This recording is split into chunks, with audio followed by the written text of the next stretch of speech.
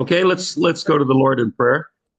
And Holy Father, thank you for this time together, the fellowship that's still going on. But Lord, we pray that you help us to focus on this reflection, this consideration, this meditation, and this prayerful concern for what is happening in our world in terms of technology.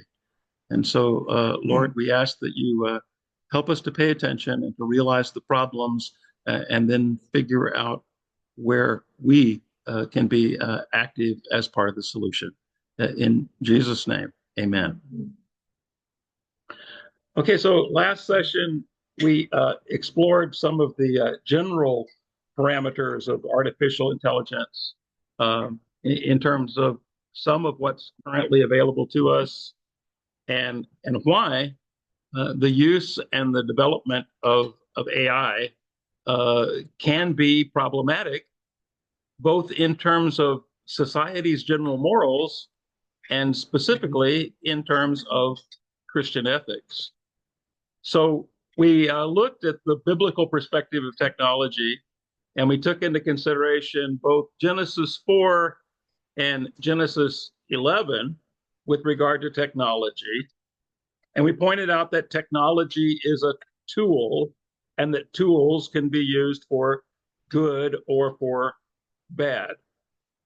And we also recognize that that technology can become idolatry. And we looked at what Isaiah 44 had to say about idolatry.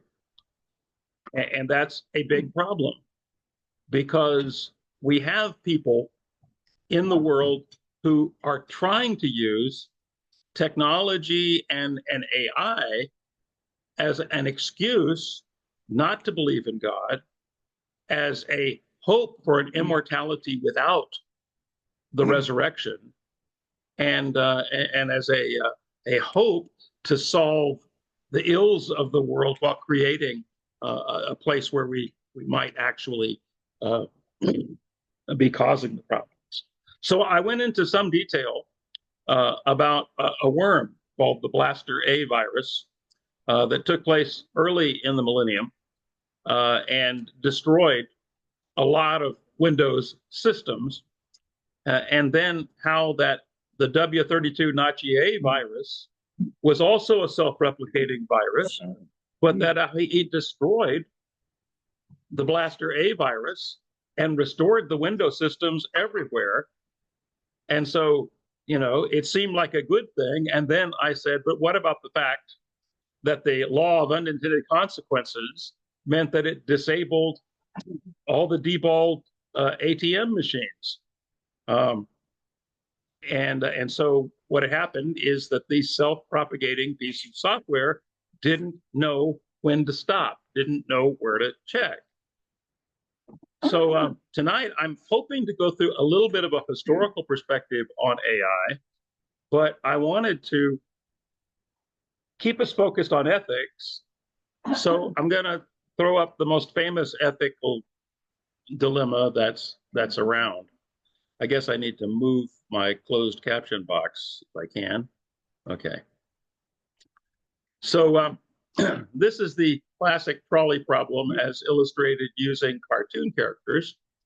And the idea, if you didn't know the trolley problem, is that you are in the green sweater, like Ned, the neighbor on Family Guy, and you are close to the switch. And the trolley is out of control. It has no brakes. It's out of control. And the only way it's going to stop is, when it loses its momentum.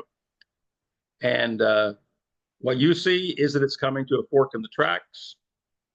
And if you flip the switch, it's going to injure and most likely kill the one guy. But if you don't flip the switch, it's going to injure and probably kill more than one person there as it's going. So the ethical issue is, do you do nothing and just let it go wherever the switch is? You may not be sure. Or do you flip the switch to make sure that it's only going to take out one guy as opposed to a bunch of guys? Now you say, how is that an ethical problem? Well, it's an ethical problem because, the Bible, for example, says thou shalt not kill. And yet, if you flip that switch, you're killing one side or another. So in a classic utilitarian approach to ethics, what they do is they count up the benefits, and they say the benefit here is that one person's death is probably less than many persons' death. So the ethical thing to do is that which provides the most benefit, and it takes out the one person, who in this case is a goony cartoon character named Homer Simpson. So it's not really a great loss to society, to lose him. But not necessarily positive. But then, what if that was a leading medical researcher in our country, and you made that choice, and all of a sudden, maybe hundreds of thousands of people died because he didn't find the cure for a major disease? Then you've made entirely the wrong decision. You say, how was I supposed to know that? He didn't have a doctor's cap on. I didn't recognize him, but the reality is, the decision is made, and it isn't entirely correct. And the reason I do that is because they act like this is a binary choice. You either kill one or more. And the problem with AI and any ethics that we try to build into AI is going to be that AI works off of procedural thinking. So AI is going to come to this, and it's going to say, it's basically going to come down at some point to a decision that's a 1 or a 0. And it's going to make this decision. And it isn't easy for it to make that decision. So we're going to consider some things in regard to that. But right now, what? What would AI say? AI would probably take out the one, but it might really be, the wrong decision. What if it was a good president and he got taken out? And so, or what, or what if there's a murderer in the middle of the crowd? Maybe the best thing for society is to take out the crowd, take out. So basically, all I'm saying is there's no good answer to the question, and this is the problem with AI, and actually, it's the problem with utilitarianism. Utilitarianism is a consequentialist method of doing ethics, and it says it's the results that matter. And because it's the results that matter, that all of a sudden utilitarianism is an excuse for people to ignore, for example, specific commandments in the Bible. So we're going to get to that, but I wanted to illustrate how tough this is, because one of the problems we're going to have is how to deal with autonomous cars and autonomous planes and autonomous vehicles of all kinds of things. In fact, we have people talking right now about how our coastal vessels may be autonomous before the end of this decade. Our coastal vessels, the ships and ferries and such like that. So you've all been places where they have ferries. How would you like it if the ferry was autonomous? And then, what do you think would happen? Well, we might have more of those bridge outings, I think. But anyway, so I gave you a problem, and I said, we'll use the laws of robotics, which you didn't know, most likely. because they were introduced in a 1942 short story by the famous chemist and science fiction author Isaac Asimov. And then I first read them in an anthology that was published in 1950, although I didn't read it in 1950 since I was born in October of that year. But anyway, from the time I was in elementary school, I was reading, science fiction and books that the librarian didn't think I should be. And so I read it in an anthology called I, Robot. But anyway, the idea, and if you'll substitute AI for robot here, you'll have the idea of where we're going. So, or even you want to say a self-driving car. A self-driving car may not harm a human being or through inaction allow a human being to come to harm.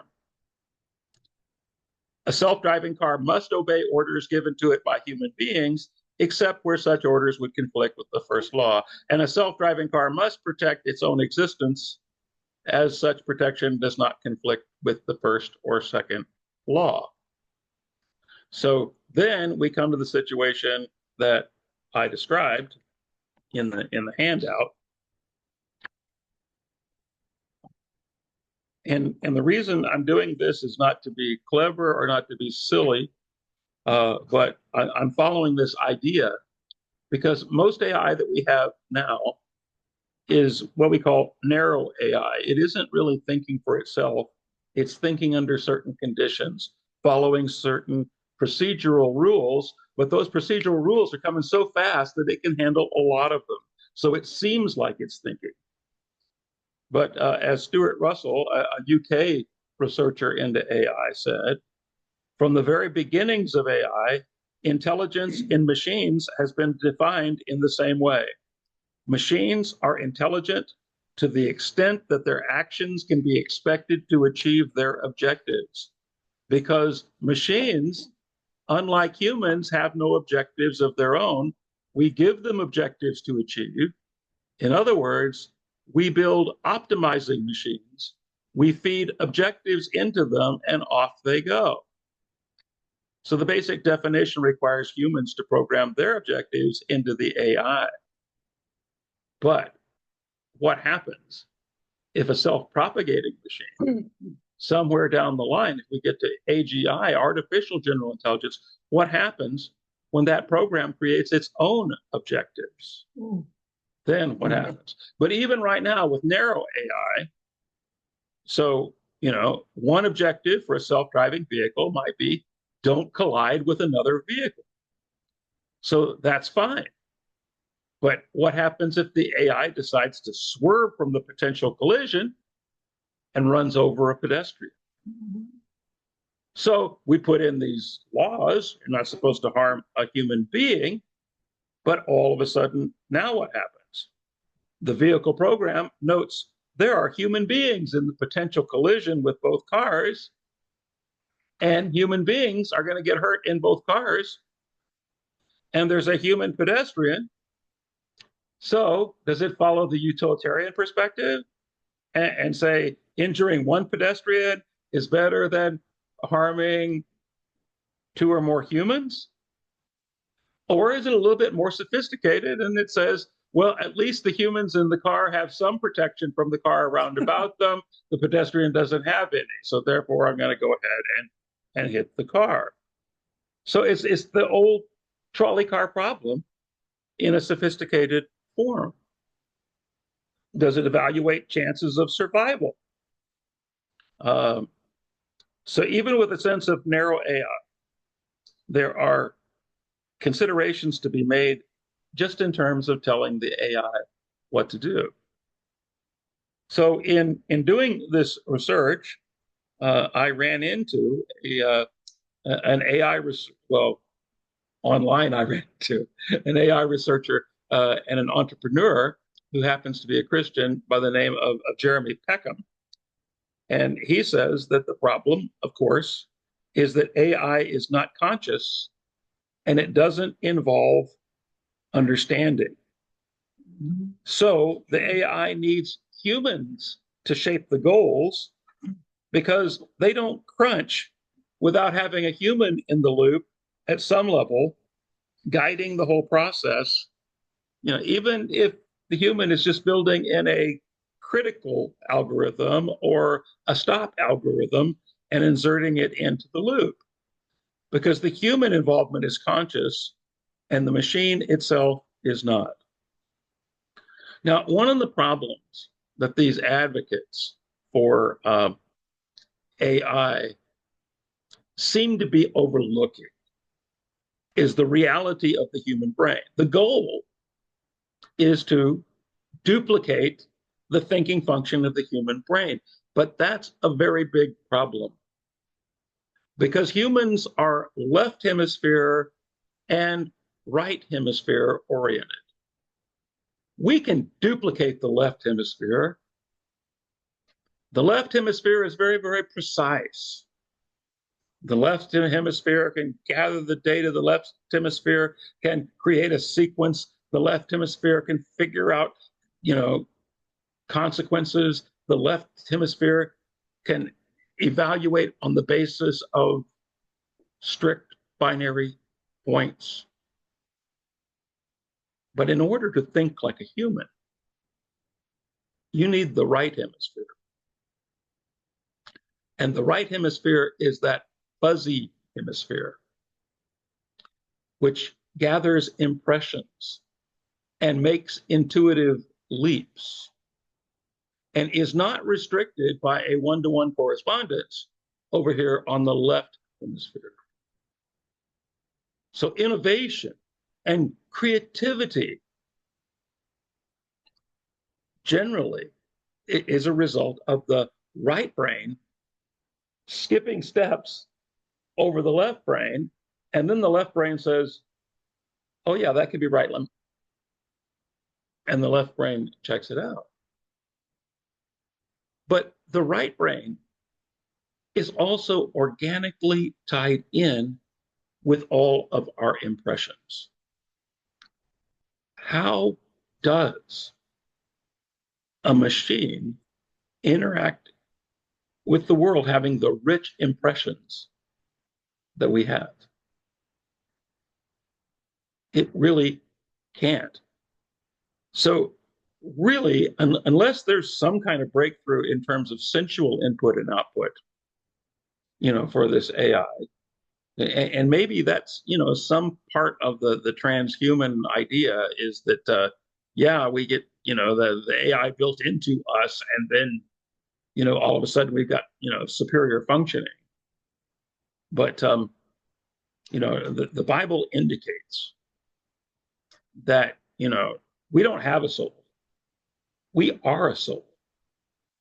And our soul is made up of body, mind, and spirit. It's a trinity within the human, just like there's a trinity, beyond the human. And that's significant. That's what makes a soul: body, mind, and spirit. And you really aren't complete without all of that. So how is the AI ever going to be a soul?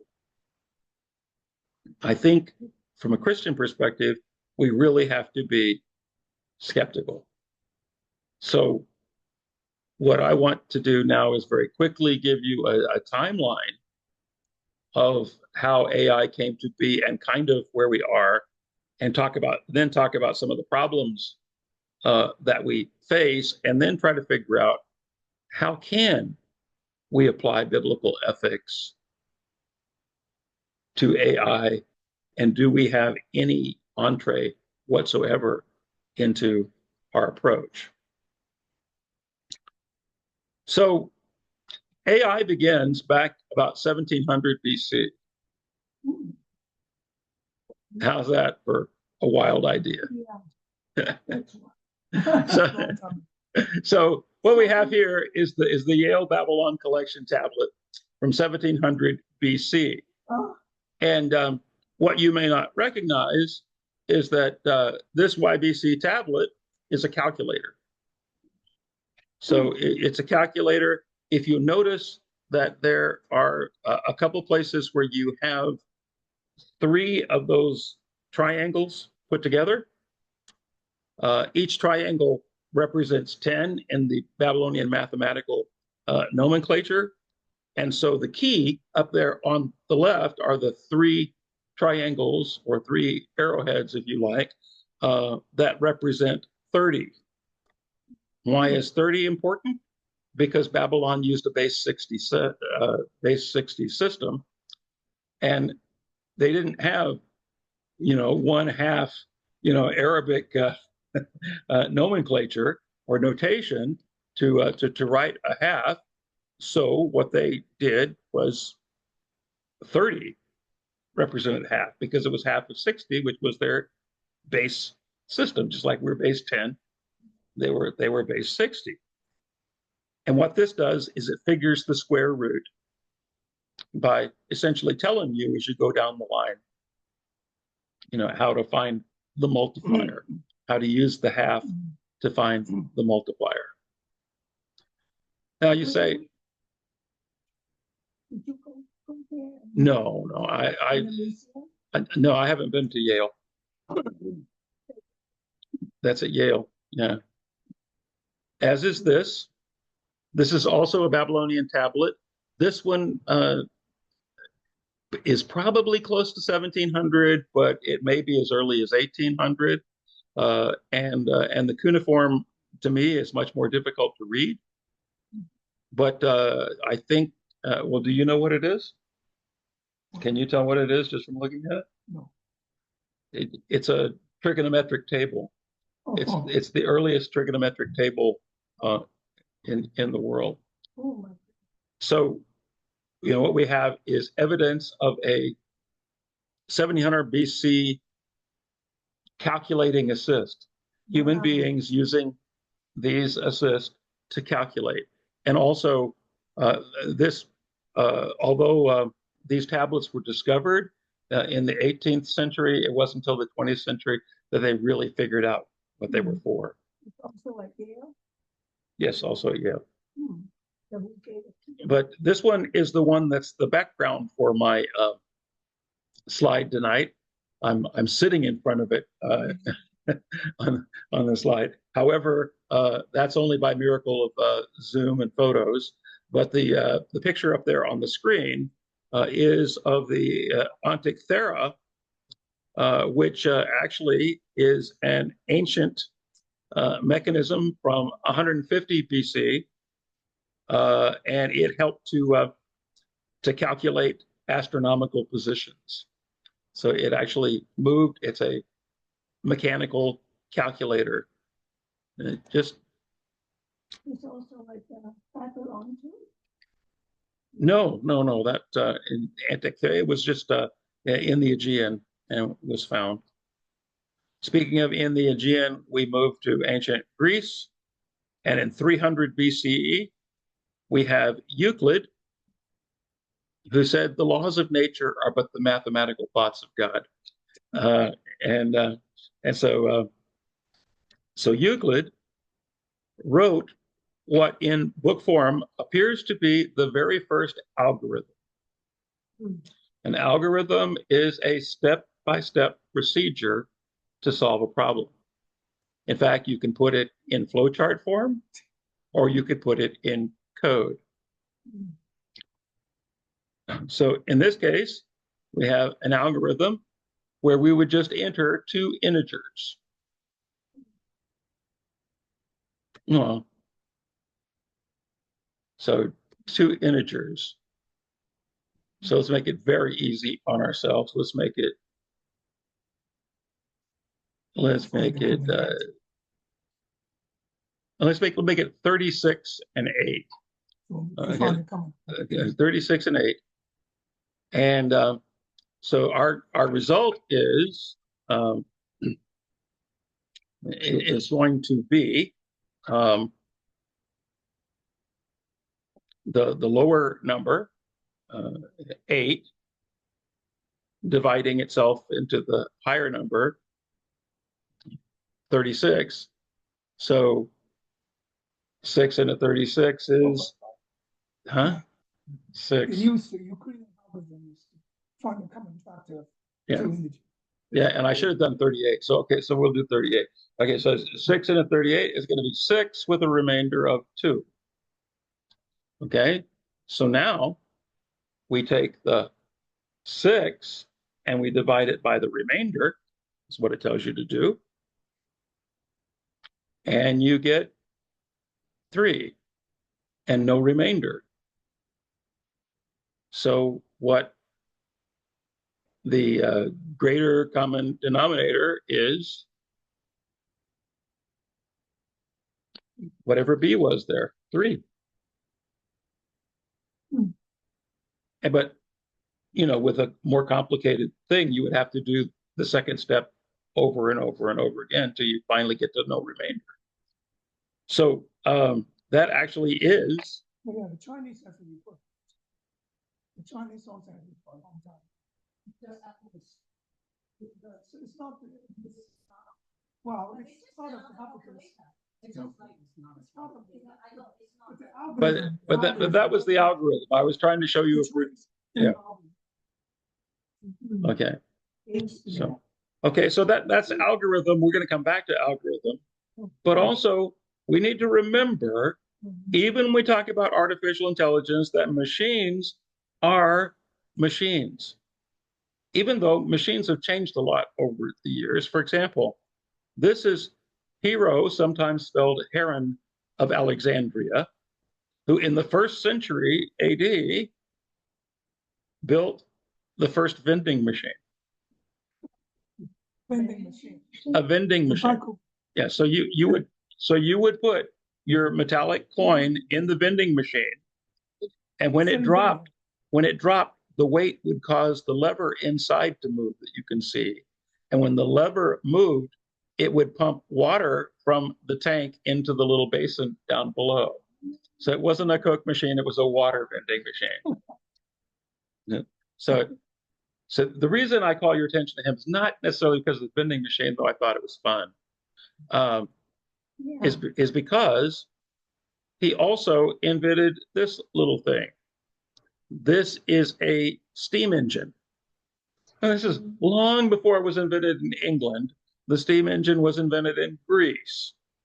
Now, you have the fire underneath, and it heats up the water and creates the steam. And as it creates the steam inside, the steam goes out, and as the steam goes out, it forces this wheel to turn. He used that same steam engine to play musical pipes without human effort. You know, it's kind of like a self-playing organ. He used it to make mechanical birds fly around a basin. So before the Industrial Revolution, he had this going, and this is significant because that's an early robotic. Yeah, wow. in the 1st century. Of course, I knew that because Camelia would be here, that, and I should have thought of Dominic too, that they would say, "Oh, but the Chinese did it earlier." Actually, well, there is some legendary evidence that in 400 BC, a scholar by the name of Li Si told of King Mu of the Zhou dynasty, who encountered a life-size human-shaped figure. That is Chao dynasty. Okay, well, anyway, 1000 BC, right? Wow. That is before Chen Chao. Yeah, so King Mu stared at the figure in astonishment. It walked with rapid strides, moving its head up and down so that anyone would have taken it for a live human being. The artificer touched its chin and began singing, perfectly in tune. He touched its hand and it began posturing, keeping perfect time. As the performance was drawing to an end, the robot winked its eye and made advances to the ladies in attendance. whereupon the king became incensed and would have had Yen Shi executed on the spot, had not the latter, in mortal fear, instantly taken the robot to pieces to let him see what it was, only a construction of leather, wood, glue, and lacquer. But examining it closely, the king found all the internal organs complete: liver, gall, heart, lungs, spleen, kidneys, stomach, and intestines. And over these again, muscles, bones, and limbs with all their. Okay, if you believe that, I've got some stock to sell you. Also, there's a Jewish legend from even earlier that King Solomon had mechanical animals that hailed him as he ascended his throne, and even a mechanical dove that delivered a Torah scroll to him as he was sitting there.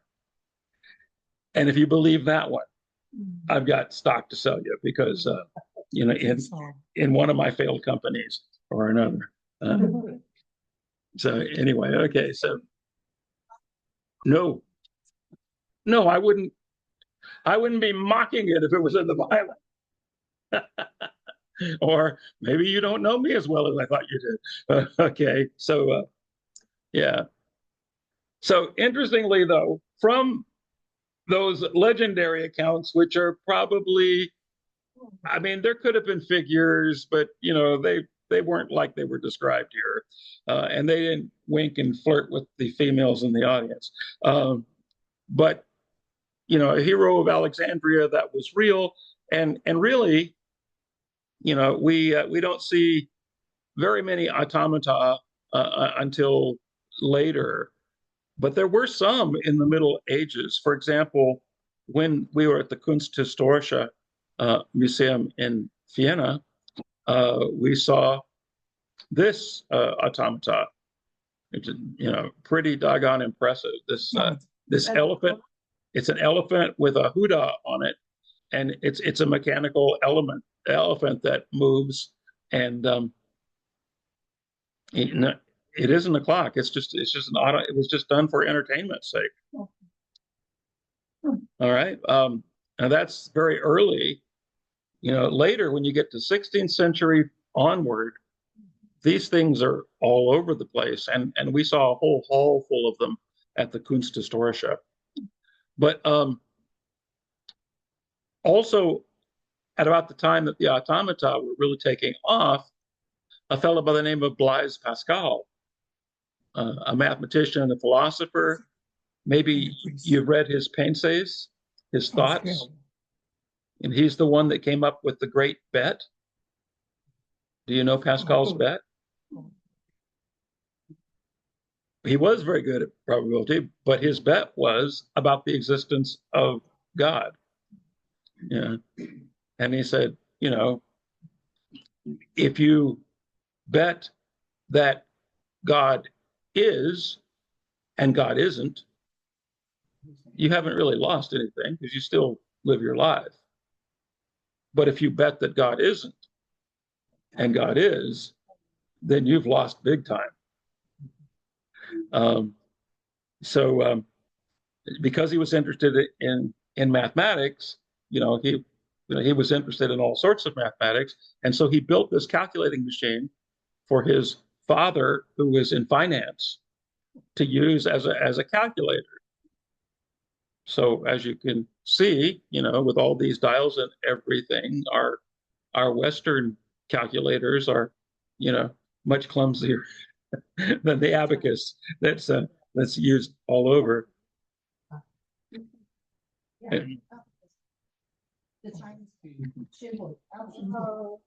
Yeah. Yeah. Well, I know. Yeah. Yeah.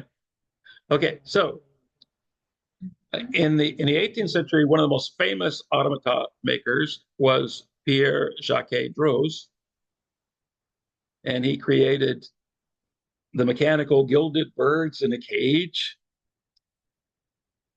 One of the things that amazed me was, how player pianos worked with those rolls that have the little nibs in them, and the little nibs were programmed so that they played music. Yeah. What he had were little bitty roles in each one of these little miniatures, Mhm. and these musicians would play orchestra pieces. Mhm. And it was part of of entertainment.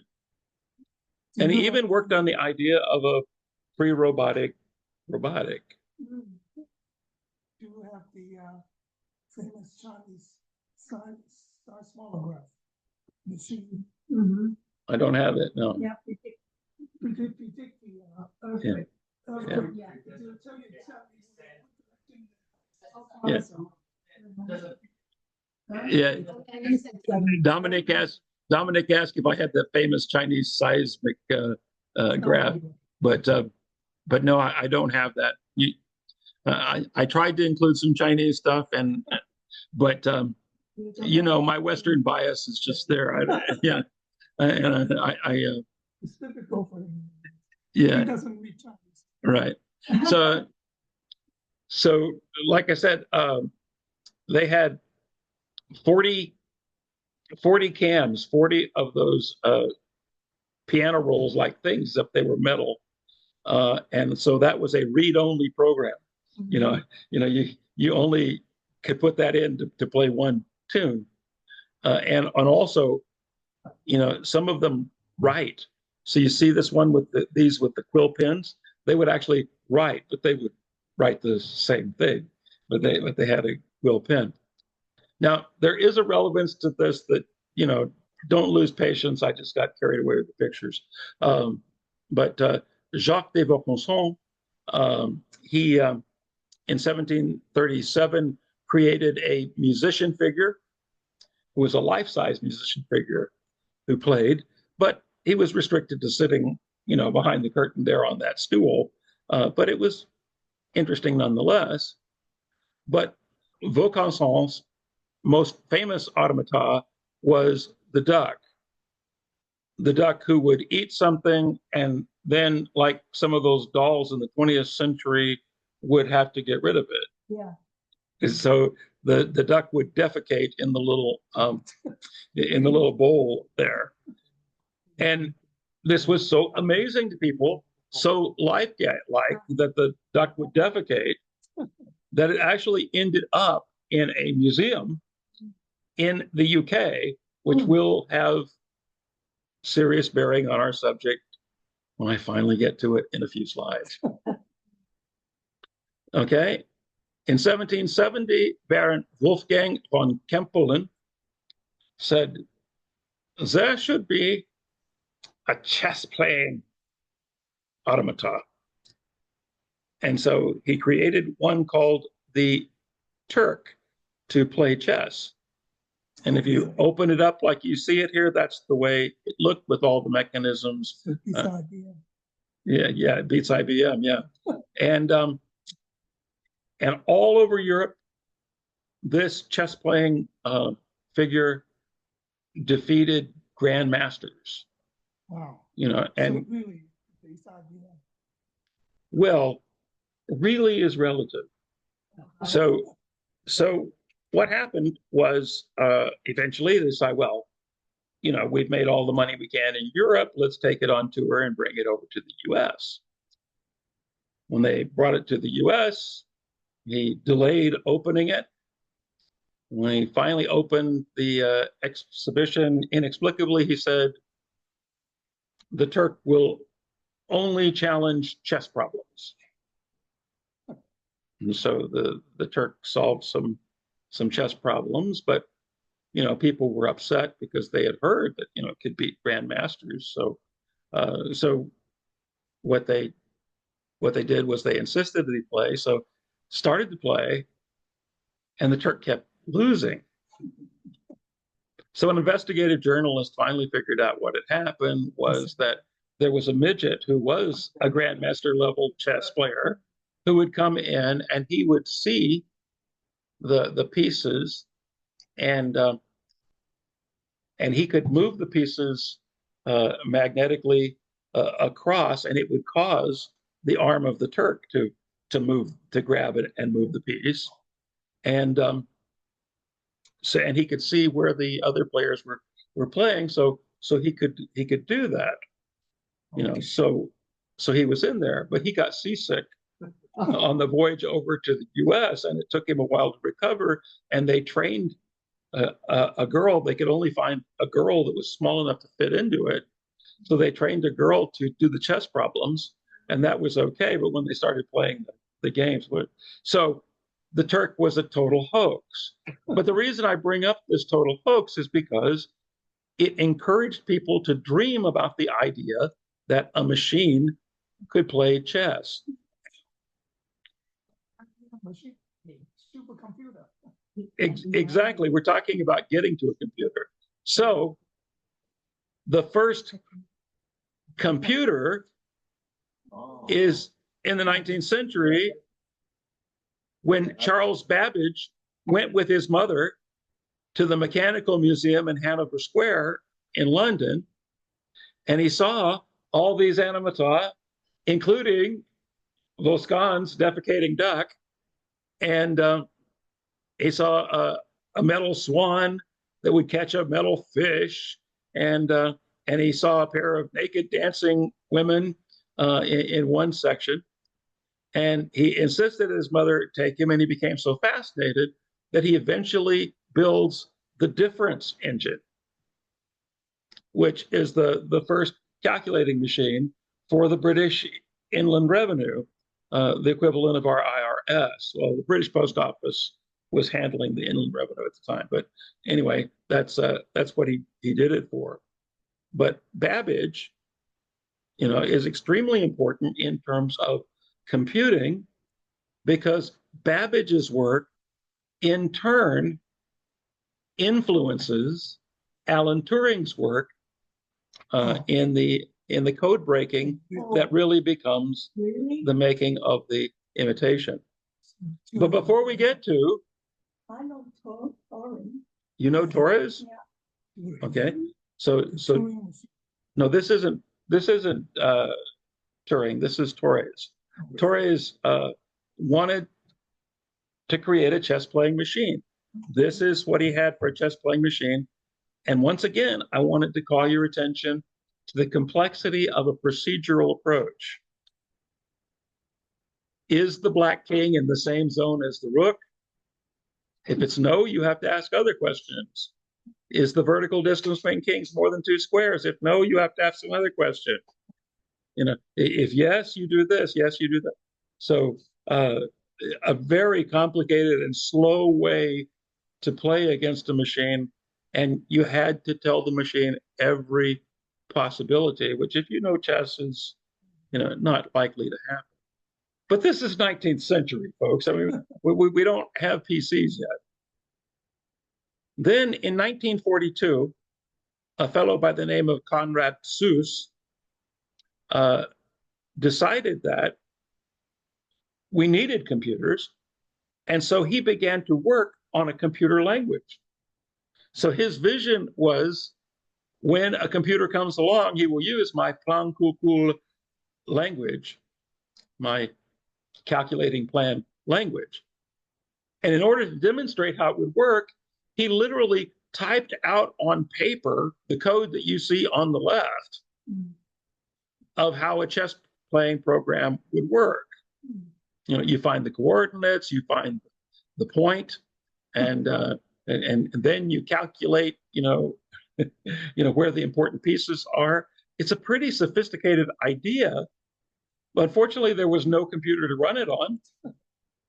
And when computers came along, they didn't use the Plan Calcul language. But also, that's Alan Turing that you were thinking of, Camelia. Alan Turing in 1947 started work on a computer algorithm for chess with no computer to run it on. And then we get more directly to the point.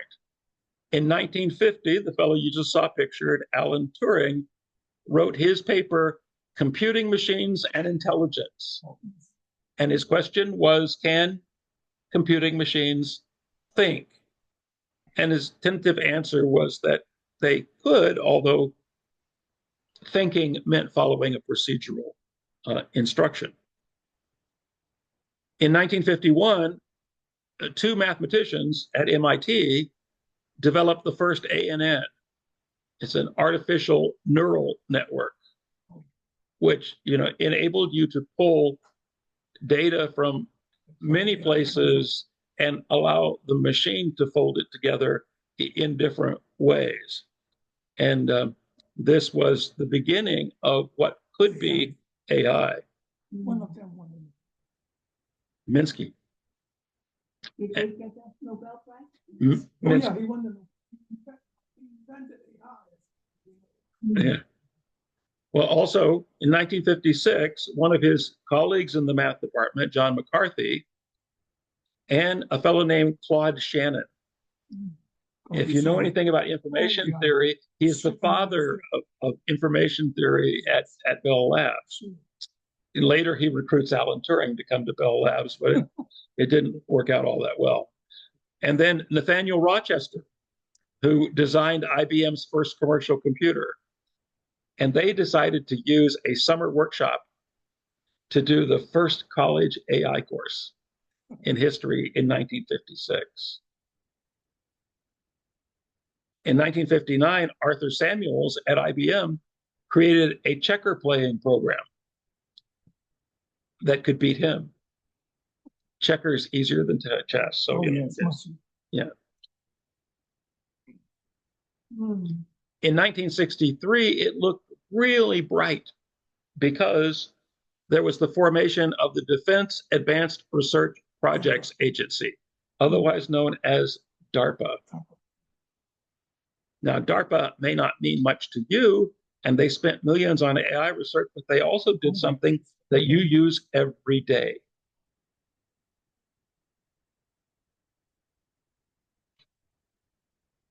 Without DARPA, you would not have the internet. Oh, really? Your phones would not be used like they are used. Oh, Now, that doesn't count all the weapons research and advanced vehicle research, but that's all that. In 1965, J. Allen Robinson published the, quote, resolution algorithm, which allowed an algorithm to help artificial intelligence solve basic problems. This isn't as sophisticated as a human, but it meant that now the programs could learn a little bit because they could solve problems. But some sources call this the AI winter from 1973 to 1980 because, so let's think about the facts that the economy was having problems globally at this point in time. And so they said, where can we cut? Oh, there's all this silly research that's going on. So let's cut all the AI research. And lest you think it was any political party here doing it, let me just say, the UK did it first. And in 1973, they cut all funding and said, the research to date has cast serious doubt on whether there can ever be any advances in machine learning. Of course, anytime human beings say there can never be, you're in trouble. In 1974, the US said, yeah, that's a good way to get money. So they did. And so that's what Ronnie did. He cut all the AIF ID. Wow, my Reagan sounded more like a Kennedy today. I don't know. Okay, but in 1980, all the Fortune 500 companies began to say, whoa, these expert systems are really, really handy. And so they began to adopt them. And so toward the end of the decade, more than half, almost 2/3 of Fortune 500 companies had expert systems. Sure. That's why I work. Yeah. And in 1987, the big move, IBM's Deep Blue defeated Grandmaster Garry Kasparov. And that seemed huge. Unfortunately, along come the 90s, and all of the companies say, yeah, that AI is nice, but this World Wide Web is milking money. Let's go for this. So in the 90s, we moved into the internet age. By the end of the 90s, we were just making money hand over foot on the web, whether or not there was any real business there to do it. And so there wasn't any AI funding until after the dot bomb, after the millennium, when all of the air-filled web companies that really weren't making any money, but were just, showing off came along. And at that point in time, then people began to say, oh, what can technology do that could be really useful? And then also in 2016, when DeepMind's AlphaGo beat both the former Go champion of the world and the current Go champion of the world, then people began to say, oh, wow, this AI stuff must really be here to stay. So as you can see, there were dead spots in AI research in the 70s through the 80s, and then in the 90s. And even as late as 2008, there was skepticism as to whether a computing mechanism could duplicate the human brain. Because in 2008, some were thinking that Moore's law, which is that computing power doubles every 18 to 24 months, would suggest that by 2030, the hardware would be able to duplicate processes of the human brain. But in 2008, some dummy said that Moore's law was slowing down. Now, I've covered the computer industry for a long time, and I can tell you that Moore's law has been constantly shaving months off of that doubling to where it is closer to 13 months than 18 months now. Now, still, I don't believe they're going to duplicate the human brain, at least in its entirety. However, I think the naysayers were off on that. And AI research wasn't happening as fast as they expected. And they thought that they had underestimated the power that would be needed to emulate the human brain. Now, that's the situation. As we sat before, all of a sudden, here comes this little company called NVIDIA. Yeah. Now, NVIDIA started off as a graphics chip maker. And I can remember Jensen himself coming to our offices to meet with my lab guys and talk about graphics cards and how they could improve them. And in other words, they were constantly innovating and constantly improving. And they are, well, I just think, Jensen is, the marvelous tech entrepreneur that Elon Musk pretends to be.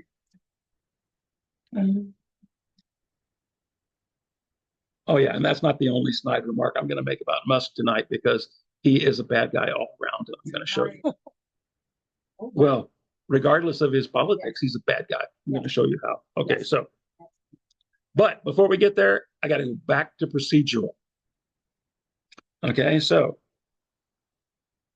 when you're thinking about the human brain, the human brain sees the whole picture, and the human brain has an idea of what they want to do. So what I have is the most popular board game in the world in the last decade. And it's over there, and you see the numbers. And the numbers on those different hexagons represent numbers that you need to roll on the 2 dice in order to go there and collect the benefits. So here is the way that would have to be coded. Okay, so I have to put in my function for the die roll, the random number generator. And then I have to look at the result of that function. And if the result is a 7, then the robber comes in place, and that has a function in the game. Otherwise, you look at the numbers of the resources and you deal the resource. So let me see. Somewhere I have written down. Oh, yeah. So if you land on the dark green, that's a forest. And if you get that number, a 12 or a 9 here, you're going to get lumber to build stuff with. The yellow fields represent grain fields, so you get grain. And the light green is pastures, so you can get wool from your sheep. And the mountains yield ore, and the salt works there close to the shore yield, obviously, salt. But look how specific you have to get to the program in order to make it do this. Okay, so yeah, if it's a 7, it's easy, you place the robber. But otherwise, you deal resources. How do you figure resources? I got to look back at the die result. I've got to do this function that says if the number value of the property is this result, then I get this result. So I have to look through that and do a lookup table to find out whether it's forest or field or pasture or mountain or salt works. And at this point in time, so what we have are these long lines of code, and we haven't even got specific about how to trade goods, how to build on your property, and any other aspects of the game. So you think about a game as being something relatively simple, but that's how difficult it is to represent procedurally.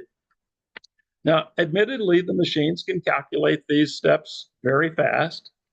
And the problem is, okay, what if the code is wrong? Now, what if the code is wrong? Well, if the code is wrong, when we automate our air traffic systems, you're going to have collisions. If the code is wrong, but how do you know if the code is wrong if you've just handed it over to an AI? Because the AI is doing everything fast and transparent, and you don't know until something goes wrong. You test. You always test the code. You always test. It seems to me, I remember a whole bunch of systems going down recently because CrowdStrike sent out a patch without testing. What's this? CrowdStrike. And so they sent out a system, and they were used as a security system for most of the businesses in our country, and some out of the country. And guess what? Boom, they didn't test it. Now, yeah, you got to test it, and if you do test it with a simulation, then maybe you can catch it. But the problem, as Jeremy Peckham says, is if it's not transparent enough, you may not be able to see the problem until it's too late. And that's the scary thing about this, because you're letting a self-propagating program have control of something vital, and it's not transparent. And one of the things that Peckham and Stuart Russell and John Lennox, all of these AI experts are saying is there has to be some kind of human stop code. And so far, a lot of the AI makers don't want to put a human stopcode in. Musk says the reason we don't want a human stopcode in the autonomous car is because the human will panic and do something stupid. And that's not even one of the things that's disgusting about it. But okay, so Jeremy Peckham, a Christian AI researcher and entrepreneur, warns we can't even always know where they're making the decisions or what they're weighing to make a decision, because you've put initial weights and considerations in, but now it's running off by itself. So I am going to post my notes when I post the video on the church website so that you will be able to get what I'm about to read to you. And I'll also give you a link if you would like to sign it. But these are the AI ethics that were signed by over 8,000 AI experts and ethicists and philosophers. So here they are. First off, research goal. The goal of AI research should be to create not undirected intelligence, but beneficial intelligence. And you see the significance of that? Human-directed goals and objectives. Research funding. Investments in AI should be accompanied by funding for research on ensuring its beneficial use, including thorny questions in computer science, economics, law, ethics, and social studies. How do we make future AI systems robust so they do what we want without malfunctioning or getting hacked? How can we grow our prosperity through automation without costing too many jobs? How can we update our legal systems to be more fair and efficient, to keep pace with AI and manage AI risks? And what set of values should AI be aligned with? And what legal and ethical status should it have? Number 3, science policy link. There should be constructive and healthy exchange between AI researchers and policymakers. Obvious. Research culture. A culture of cooperation, trust, and transparencies should be fostered. No brainer, but easier said than done. It said, teams developing AI systems should actively cooperate to avoid corner cutting on safety standards. There should be failure transparency. There should be judicial transparency. Value alignment should be transparency, human values, shared benefit and prosperity, and particularly the final, well, near the final, is the AI arms race. An arms race in lethal autonomous weapons should be avoided because we already have lethal autonomous weapons. We have drones that you fire and forget. And they zoom in on the objective regardless of who's in front of it. And risks and improvement need to take care. And then we're looking for superintelligence only to be developed in the sharing of ethical ideals. So one of the signers of this was Elon Musk, who's already broken it 4 times already. Oh, yes, okay. Yeah. So, let me see. I've probably taken. I'm over time anyway. I was going to give you just an illustration of what if there's a mistake in the code. A friend of mine was the top 1830 player in the country. And when the PC version of the game came out, he lost his first two games. And we were laughing, saying, John, you lost. And he said, oh, I lost. He said, but I've already found out why I lost. And I said, why? And he says, just boot it up yourself against the AI and look at the starting money. So in the game, everybody's supposed to start off with the same amount of money. One of the AIs had double the money that you're supposed to have. It was just an error in code. It was easily fixed. And the reason it was easily fixed is because as you booted up the screen, you knew exactly how much people had. So it was there to check even for the casual user. You didn't have to go to the code. But the problem with AI is it isn't that done. But what's happening now? Do you know about the AI headbands in Chinese schools?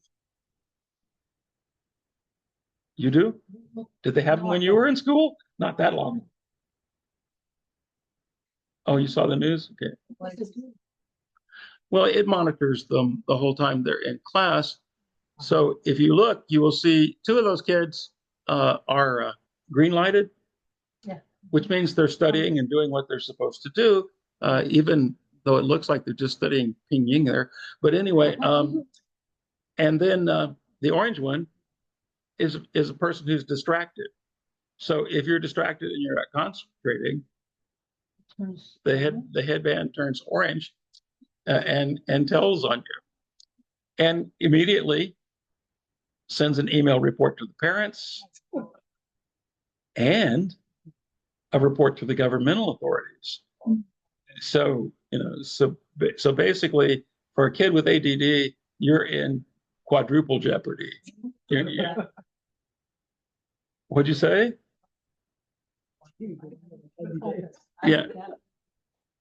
Yeah. So you and me both would be in big trouble. But yeah, but that's but that's what they're doing, and this in China. Yeah. Brainwave or Oh, well, you're going to give off certain brain waves if you're focused. I mean, they've done studies with CAT scans, so they know exactly, what, certain parts of your brain when you're focused are there. But people like me, it's all over. But yeah, yeah. Not necessarily dreaming, just other stuff. It's like, it's like me. So we're in U.S. history, and we're studying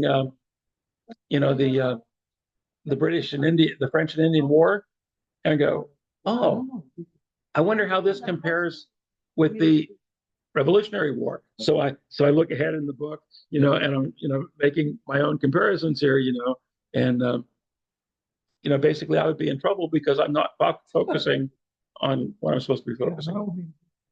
Yeah. Most American. So yeah, but this demonstrates how. Okay, so all of a sudden, your boss says you have to come in to do your work, puts the headband on you. I would be in trouble too. Resignation. Yeah. And especially if you were a federal worker, then by golly, oh, there's our excuse to fire you. Yeah. You got distracted. Well, let's not go there. Let's not go there. But anyway, so that's, but just imagine if somebody is using this as their excuses to get rid of people they don't like, or if they're using it to reduce your performance review. Yeah. So maybe you're worth millions of dollars to the company in terms of your designs, but you're distracted on certain days. So bingo, we got you. HR is not going to do a thing because I got you monitored. So, and that's, Absolutely. I think we're this close. We're getting, Absolutely. And a couple of years ago for the church magazine, I did an article on the surveillance culture. And next session, I'm going to pull that out and we're going to look at surveillance culture. And this is just a hint of surveillance culture. The other thing that AI does that I want to call to our attention tonight is this thing here. Does anybody know what's on the right there? That's a chat bot that Microsoft had. So they had this chat bot, this AI chat bot, and they put it on Twitter X for one day. AI collects data.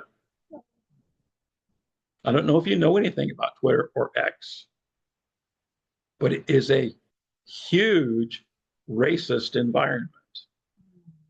By the end of the day, the chatbot solely spoke in racial epithets and discriminating insults in one day. And you say, oh yeah, but that's just our warped Western mentality. So they did the Academy of Sciences, and I should remember because I knew people that went there. Anyway, the famous Science Academy in Moscow, from which Tetris came. They did an experiment called Alice, and Alice was an artificial intelligence, and essentially, Alice did a horrifying thing, and Alice just basically took all of the Russian state propaganda, and then, they asked the question, what shall we do with people who disagrees with this? And Alice said, kill them. So basically, I think this was 3 days of Russian propaganda, this chatbot, which was intended just to talk to people, suddenly becomes this angrous, becomes Putin. Yeah. So it's an ugly thing. Oh my God. So I know I'm over time, but I gave you a challenge, and that challenge was, so let's say we are the new ethics squad. We get to come in and say what has to be in artificial intelligence. And we would probably say, well, you can't go wrong if you go with biblical ethics. But in the light of what I've shown you with these silly examples of procedural writing, how are you going to do that? Because here's the simplest ethics in the Bible. They asked Jesus, which is the most important commandment? This is, Shema Yisrael, Yahweh Adonai, Yahweh Echad. So the Lord our God, the Lord is one. Love the Lord your God with all your heart, all your soul, with all your mind, and all your strength. So how are we going to say that procedure? How do you say love procedure?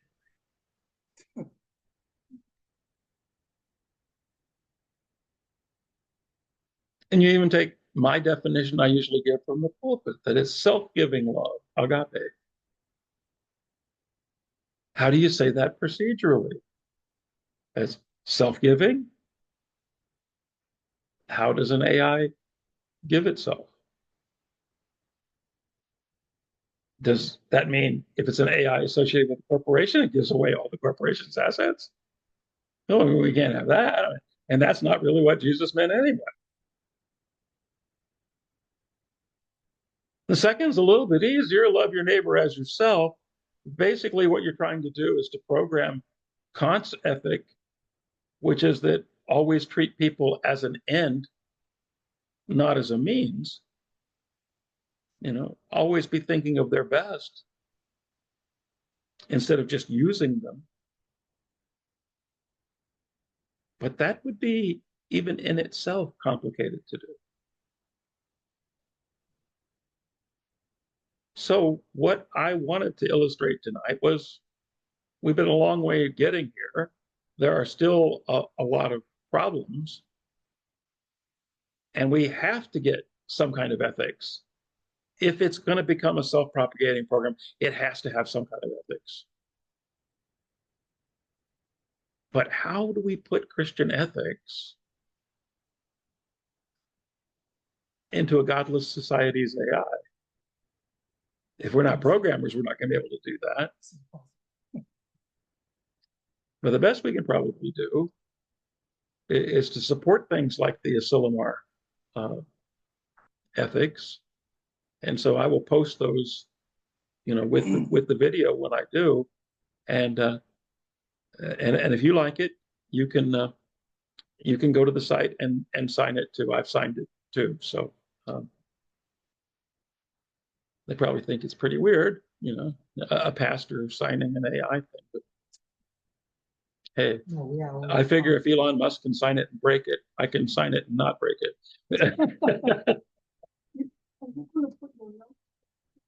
Yes. You actually do a report on this.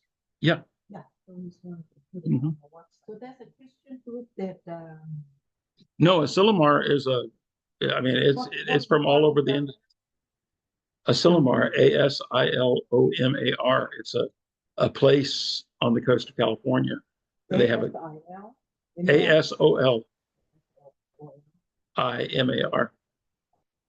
But you'll see it. You'll see it in the notes when I. Yeah. Okay. Anybody got any ideas on programming ethics? Well, I hope by the time we finish. How about human feelings and passions? I don't think so. But we got to talk about that. We got to talk about how close they're going to come to simulating it and whether that's good or bad. And we're going to talk about transhumanism in a separate session. Is it necessarily bad? It is how you use it, because it's just like, we could say, oh, you people that have hip replacements, you are denying God's creation. Well, I picked that because you were in here, but I was going to go with those of you who are on maintenance drugs next, So we all get there. Okay? So, oh yeah, right? Yeah. That's So so anyway, I realize that this went a lot of directions, but I hope it actually helps you kind of get your head around what the issues are and where we're going. Okay, let's pray. Holy Father, wow, we live in a world that's both exciting and terrifying. And we have to be concerned about things we have direct control over and things that we're going to have indirect control over. If nothing else, we have to decide how we're going to use technology. So I ask you, Lord, take these sessions and help us realize that, yeah, these two commandments are vital. If nothing else, we need to remember these two commandments in the way we use AI. In Jesus' holy name, amen. Amen. Okay? I'm sorry, Mr. Zane, I couldn't get that second microphone to work. When I plugged it in, it wiped out my first microphone.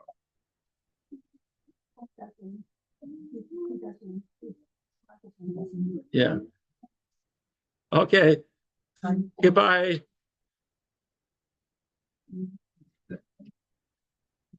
Take care.